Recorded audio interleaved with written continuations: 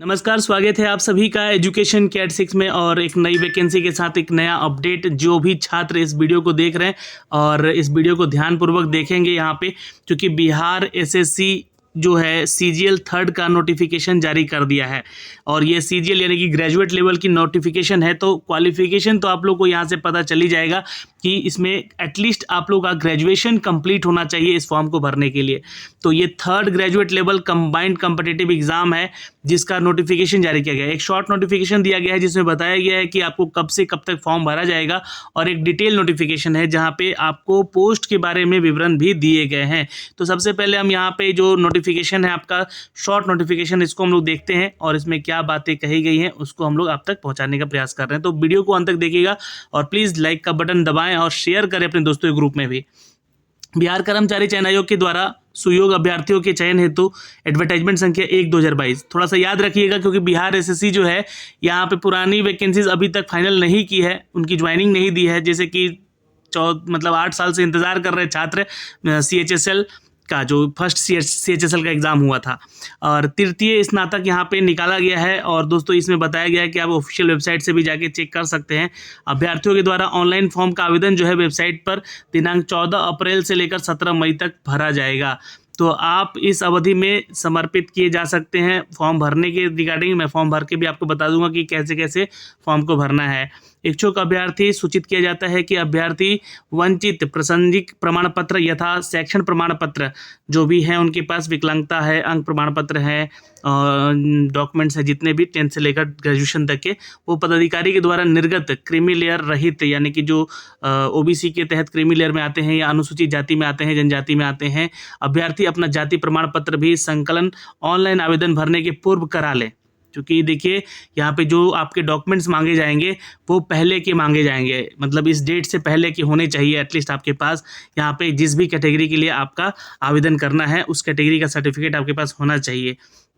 आवेदन पत्र में प्रविष्टि करना सुनिश्चित करेंगे, क्योंकि वो सारी चीज़ यहाँ पे आपको अपलोड भी कराई जाएंगी जब फॉर्म आप भरेंगे। तो किसी भी परिस्थिति में ऑनलाइन पत्र भरकर समर्पित जो सबमिट कर देने के पश्चात ऑनलाइन प्रपत्र में की गई प्रविष्टियों में सुधार संभव नहीं होगा। यानी कि आपको फॉर्म भरने का जो है एक ही मौका है, तो अच्छे से पढ़िए नोटिफिकेशन को ध्यान से, उसके बाद ही आप इसके आवेदन कीजिएगा, क्योंकि दोबारा मौका आपको नहीं मिलेगा। चलिए अब डिटेल नोटिफिकेशन को भी डाउनलोड कर लेते हैं आपके लिए। यहाँ पे इसमें क्या क्या बातें कही गई हैं सारी चीज़ें आप विस्तार पूर्वक देखिए, वीडियो को स्किप मत कीजिएगा ताकि सारी जानकारी आपको यहाँ से अप टू डेट की करके दी जा सके।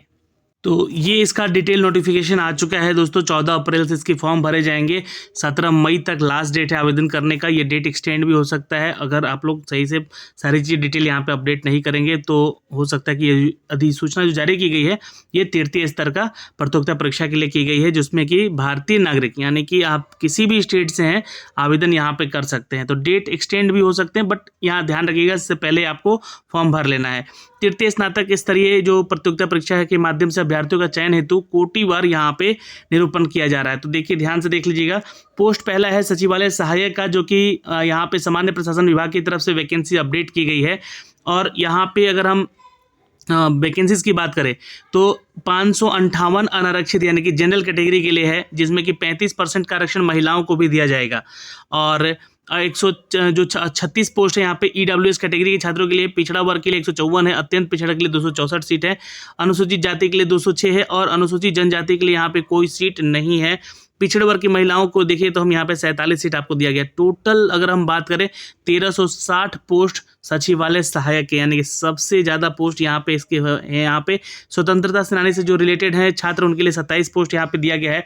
योजना सहायक का वैकेंसी यहाँ पे दोस्तों योजना और विकास विभाग की तरफ से वैकेंसी है। लेवल जो 7 CPC के तहत आपको वेतन मिलेगा, यानी कि जो सैलरी होगी आपकी 30 से 35 हज़ार से स्टार्टिंग होगी, उसमें HRA DA भी मिलेगा। ये मिलकर आपको 40-45 हज़ार की सैलरी तो जरूर बनेगी। यहाँ पे आपका जो क्वालिफिकेशन है यहाँ पे स्नातक है, क्योंकि CGL 3rd का ये वैकेंसी है। तो CGL यानी कि कॉमन ग्रेजुएट लेवल होता है और यहाँ पे ग्रेजुएट जो है आप होंगे तो आवेदन करेंगे। 49 पदों की टोटल वैकेंसी है। अनारक्षित पदों के लिए 11 है, EWS के लिए 16 है, OBC के लिए और EBC के लिए दोस्तों 25 है, SC के लिए 22 है और यहाँ पे ST के लिए कोई सीट नहीं है। तो टोटल सीट यहाँ पे 125 दी गई है।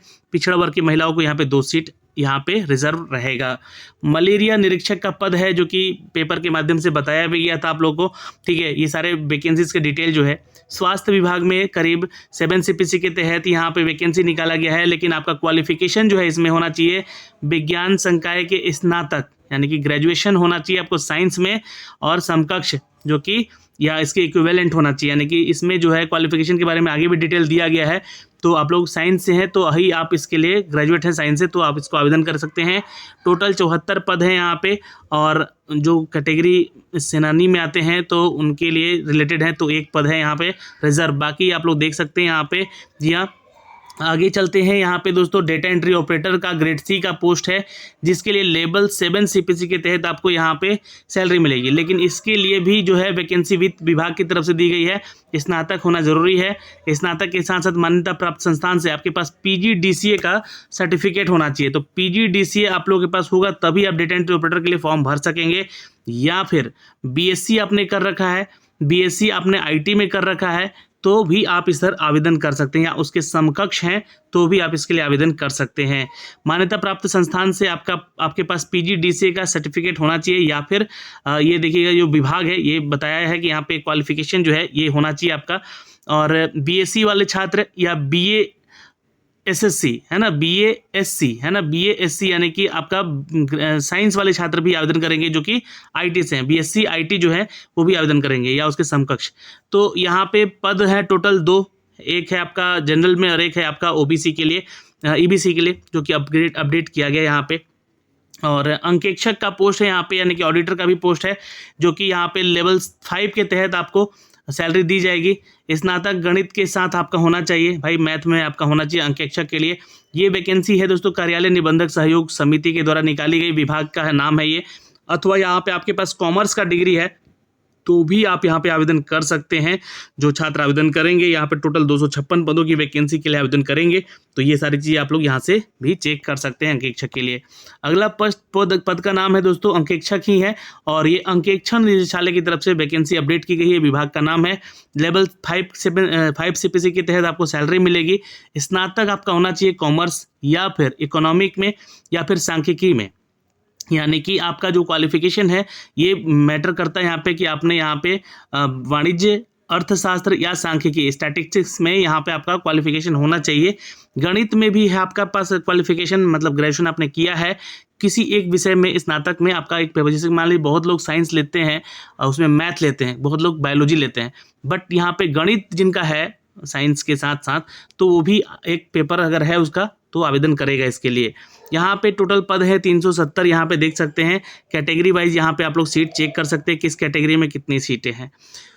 अब यहाँ पे टोटल पदों की बात कर ले तो दोस्तों 2187 पद हैं कुल। यहाँ पे जनरल कैटेगरी के लिए 880 पद। अब ये 880 इसलिए मैं बता रहा हूँ क्योंकि इसमें अदर स्टेट वाले भी छात्र आवेदन करेंगे, तो वो इसके लिए फाइट करेंगे, 880 पद पे ही फाइट करेंगे।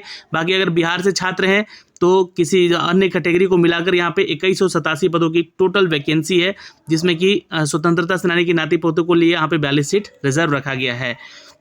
दिव्यांगता की प्रकृति इस प्रकार प्रदर्शनीय है, यहाँ पे दी गई है, आप लोग देख सकते हैं। ये आपको सूचित किया गया है कि ये जो कैटेगरी का जो कोड है वो दिया गया है दिव्यांगता के लिए, तो आप लोग चेक कर लीजिएगा। और जो भी औपबंधिक है रिक्तियाँ दी गई हैं ये घट बढ़ सकती हैं, आगे भी अभी और भी वैकेंसीज ऐड हो सकती हैं। इस 1 महीने का इंतज़ार में जो छात्र यहाँ पे फॉर्म भर देंगे उनके लिए वैकेंसीज और भी बढ़ सकती हैं। अन्य जो विभाग हैं उनसे वैकेंसीज आएगी, तो जिसके लिए यहाँ पर रिक्तियाँ बढ़ सकती है। जिनकी शैक्षणिक योग्यता स्नातक स्तरीय ही होगी, और आगे की वैकेंसीज अगर बढ़ती है तो हम उसका अपडेट भी आपको ज़रूर अपडेट करेंगे। न्यूनतम शैक्षणिक योग्यता क्या होनी चाहिए? ऑनलाइन आवेदन समर्पित करना है आपको। अंतिम तिथि 17 मई है, और मान्यता प्राप्त विश्वविद्यालय से स्नातक का डिग्री आपका कंप्लीट होना चाहिए इस डेट से, यानी कि 14 अप्रैल से पहले कंप्लीट होना चाहिए। तालिका में वर्णित पदों के सामने उल्लेखित न्यूनतम शैक्षणिक योग्यता में उत्तीर्ण होना अनिवार्य है। आरक्षण का यहाँ पे बात करें दोस्तों, यहाँ पे तो जो छात्र बिहार से हैं और उन्हीं को यहाँ पे आरक्षण का लाभ मिलेगा, ये बातें यहाँ पे बताई गई हैं। इसके बारे में भी चर्चा हम बाद में करेंगे, लेकिन जो मुख्य बातें हैं इस पे हम लोग फोकस करते हैं थोड़ा। यहाँ पे जो भी आरक्षण से रिलेटेड हैं चीज़ें यहाँ पे आप लोग पढ़ लीजिएगा, जिस कैटेगरी से आप आते हैं उस कैटेगरी के लिए आरक्षण के प्रावधान यहाँ पे लिखे गए हैं, जो कि नियमावली के अनुसार बिहार सरकार के तहत दिया गया है। जो बिहार के छात्र हैं, दिव्यांग हैं, महिला हैं, उनको ही आरक्षण का यहाँ पे है, लेकिन उसके प्रमाण पत्र आपको लगाने होंगे। ठीक है, किसी भी कैटेगरी के लिए अगर आप लोग यहाँ पे अपना आरक्षण की मांग करते हैं तो आपको उसका जो है सर्टिफिकेशन लगाना पड़ता है। उम्र सीमा की बात करते हैं, क्योंकि एज क्वालिफिकेशन भी यहाँ पे मैटर रखता है कि बहुत दिनों के बाद ये वैकेंसी आई है इस विभाग में। तो जो उम्र सीमा है दोस्तों, ये 21 वर्ष न्यूनतम रखा गया है और मैक्सिमम 37 वर्ष रखा गया है जनरल कैटेगरी के छात्रों के लिए। तो ये जो है आप छात्र भर सकते हैं 37 साल के उम्र तक, जो छात्र जनरल में है। बाकी जो बिहार राज्य से अनारक्षित पुरुष हैं, महिला हैं, उनके लिए 40 साल है यहाँ पे, और अनारक्षित महिला जो है वो 40 साल तक भर सकती हैं। पिछड़ा वर्ग, अत्यंत पिछड़ा वर्ग की महिलाएं जो है वो 40 साल तक भर सकती हैं। अनुसूचित जनजाति पुरुष महिला जो हैं वो 42 साल तक भर सकते हैं फॉर्म को। तो ये हो गया एज क्वालिफिकेशन क्राइटेरिया, जो कि हमने आपको बताया है। और ये सारी डिटेल जो है आपके मैट्रिक के सर्टिफिकेशन के अनुसार ही काउंट किए जाएंगे, जो कि आपको इसमें अपडेट भी करना होगा अपने फॉर्म भरते समय। परीक्षा का शुल्क यहाँ से देखिए लिया जा रहा है, और ये जो है सामान्य वर्ग यानी कि जनरल, ओबीसी, ईबीसी के जो छात्र हैं उनसे 540 रुपये, ईडब्ल्यूएस वाले भी छात्र यहाँ पे 540 के तहत ही फॉर्म भरेंगे। अनुसूचित जाति जनजाति से आप आते हैं तो 135 रुपये फॉर्म का फीस लग रहा है आपसे यहाँ पे। ठीक है, सभी श्रेणी जो दिव्यांग कोटे से आएंगे और वो अनुसूचित जाति जनजाति से भी बिलोंग करते हैं तो वो भी 135 रुपये देंगे। सभी श्रेणी की महिलाएं जो हैं वो भी 135 रुपये ही यहाँ पे फॉर्म फीस भरेंगे, लेकिन उनका सिर्फ जो है बिहार ही निवास स्थल होना चाहिए।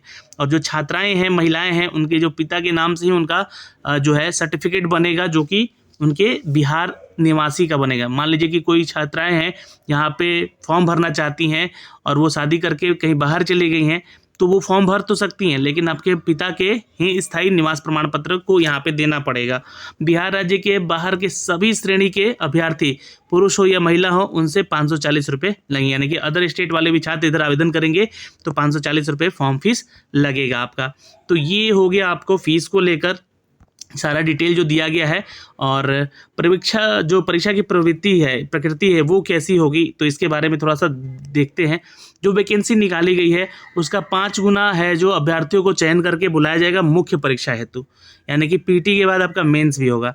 तो मान लीजिए कि 2100 यहाँ पे 87 पोस्ट है, तो इसका 5 गुना जो है अभ्यर्थियों को कॉल किया जाएगा मेंस के लिए। लगभग 10,000 के आसपास जो है छात्र जाएंगे, 10,000 साढ़े 10,000 के आसपास जो छात्र हैं वो आपको मुख्य परीक्षा के लिए जाएंगे। अब जो प्रारंभिक परीक्षा का जो एग्ज़ाम पैटर्न है वो देखिए कुछ इस तरह से है, ये ध्यान दीजिएगा। सामान्य अध्ययन, सामान्य विज्ञान और गणित, और आपका रीजनिंग यानी कि comprehension, logical reasoning, mental ability, ये तीनों से आपके पीटी में एग्जाम में पूछे जाएंगे। और ये बहुवैकल्पिक होंगे, यानी कि 4 ऑप्शन वाले होंगे, और ये प्रश्नों की संख्या कुल 150 होगी। तो ये जो है एग्जाम पैटर्न हमारा पीटी का है, और सभी में 4 उत्तर दिए रहेंगे और उसमें 1 उत्तर सही होगा, बाकी सभी गलत होंगे। 1 अंक मिलेगा आपको, ठीक है, 4 अंक मिलेगा सही उत्तर के लिए, और 1 अंक आपका नेगेटिव मार्किंग भी रहेगा।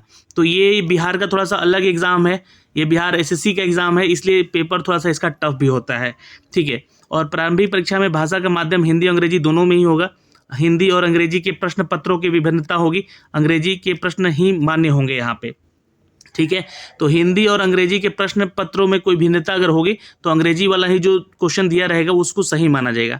तो अगर आप लोगों को लगता है कि हिंदी में कुछ चीज़ नहीं समझ में आ रहा तो इंग्लिश में जरूर पढ़ लीजिएगा, फिर उसका आंसर कीजिएगा। कुछ इस तरह से इसके बारे में भी बताएंगे आगे हम लोग जब इसकी तैयारी करवाएंगे। तो आप लोग हमारे YT एजुकेशन चैनल पर भी जल्दी से जुड़ जाइएगा, वहाँ पर इसकी तैयारी और उसके प्रैक्टिस सेट वगैरह हम लोग लेकर आएंगे।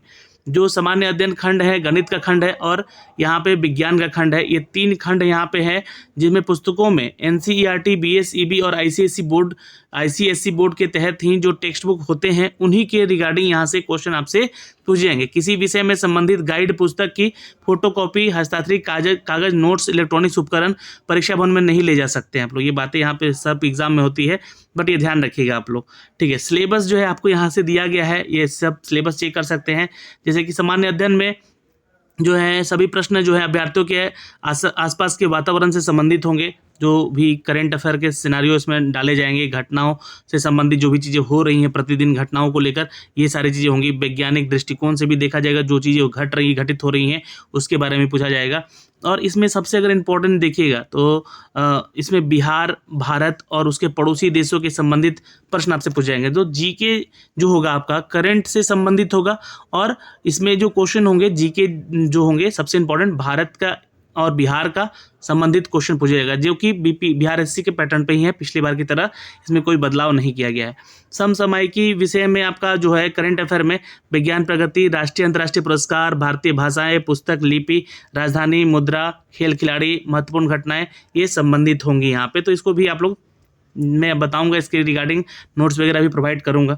भारत और उसके पड़ोसी देश के बारे में जानकारी आपको रखनी होगी, क्या घटनाएं घट रही हैं, प्राकृतिक संसाधन कैसे हैं, वहाँ से कैसा हमारा बिजनेस है, राजनीतिक तरह पे, पंचायती स्तर पे, है ना, पंचवर्षीय योजनाओं को लेकर भी क्वेश्चन होंगे, बिहार के आंदोलन को लेकर क्वेश्चन होंगे। तो ये पैटर्न आपका बिहार से संबंधित, भारत और उसके पड़ोसी मुल्कों से संबंधित भी क्वेश्चन यहाँ से बनेंगे। खंड ख की बात करें तो सामान्य विज्ञान और गणित का पेपर होगा। सामान्य विज्ञान आपका भौतिक शास्त्र, रसायन शास्त्र, जीव विज्ञान और भूगोल को जोड़ा गया है यहाँ पे। तो ये आपके साइंस से क्वेश्चन होंगे। इसके लिए भी मैं बुक बताऊंगा कि कौन कौन से बुक पढ़ना है। ये सिलेबस में ये तीनों सब्जेक्ट रखा जाएगा। गणित की बात करें यहाँ पे तो संख्या पद्धति से संबंधित प्रश्न होंगे, पूर्ण संख्याओं से संबंधित, अभिकलन, दशमलव से संबंधित, भिन्न संख्याओं से संबंधित और मूलभूत अंक गणितीय क्वेश्चन होंगे। प्रतिशत से, अनुपात से, समानुपात से, औसत से, ब्याज से, लाभ हानि से, इनसे जुड़े हुए प्रश्न होंगे आपके गणित में भी। तो ये सिलेबस है आपका मैथ का। मानसिक क्षमता की बात करें, रीजनिंग की बात करें तो ये इन सभी टॉपिक पे आपसे क्वेश्चन होंगे, जैसे कि न्यूमेरिकल सीरीज दिए जाते हैं, कूट वाला क्वेश्चन होता है, लेखन और कूट वाला क्वेश्चन होता है, या फिर सब्जेक्टिव कुछ क्वेश्चन लिखे रहते हैं, उसकी अवधारणा बतानी होती है, कुछ अंकगणितीय तर्क शक्ति के आधार पे रीजनिंग के क्वेश्चन होते हैं। तो वो सब कुछ आपको देखने को यहाँ पे मिलेंगे। क्वालिफाइंग मार्क्स यहाँ पे देखिए बताया गया है कि जो भी कैटेगरी वाइज यहाँ पे दिया गया है कि इतना क्वेश्चन कम से कम बनाना होगा आपको, 40% क्वेश्चन, यानी कि 150 में से 40% क्वेश्चन बनाएंगे तो आप क्वालिफाई होंगे। बट कट ऑफ पार करना होगा, क्योंकि लाखों छात्र यहाँ पे फॉर्म भरेंगे, तो कट ऑफ भी निर्धारित किया जाएगा। तो बाद में कट ऑफ के ऊपर भी एक वीडियो जरूर बनाएंगे कि लास्ट ईयर का कट ऑफ क्या गया था, और उसके अधीन ही आपको ये सब कुछ बताए जाएंगे। तो भाई फॉर्म भरिए पहले आप लोग यहाँ पे, है ना, इस डेट से पहले 14 अप्रैल से 17 मई के बीच में। उसके बाद सारी डिटेल हम लोग बताएंगे कि फॉर्म को कैसे भरना है, जो बातें यहाँ पे दी गई है, महत्वपूर्ण निर्देश, एक एक करके सारी चीज़ें आपको डिटेल में हम लोग बताएंगे। तो ये इतना ही था यहाँ पे, है ना, ये सारी बातें यहाँ पे लिखी गई हैं जो कि हमने आपको कंप्लीट इस वीडियो में बता दिया है। ऑल द बेस्ट, मिलेंगे आपसे एक नई वीडियो में और नई अपडेट के साथ। इनके सिलेबस, कट ऑफ, सब के ऊपर चर्चा अलग अलग वीडियो में की जाएंगी। ऑल द बेस्ट, धन्यवाद।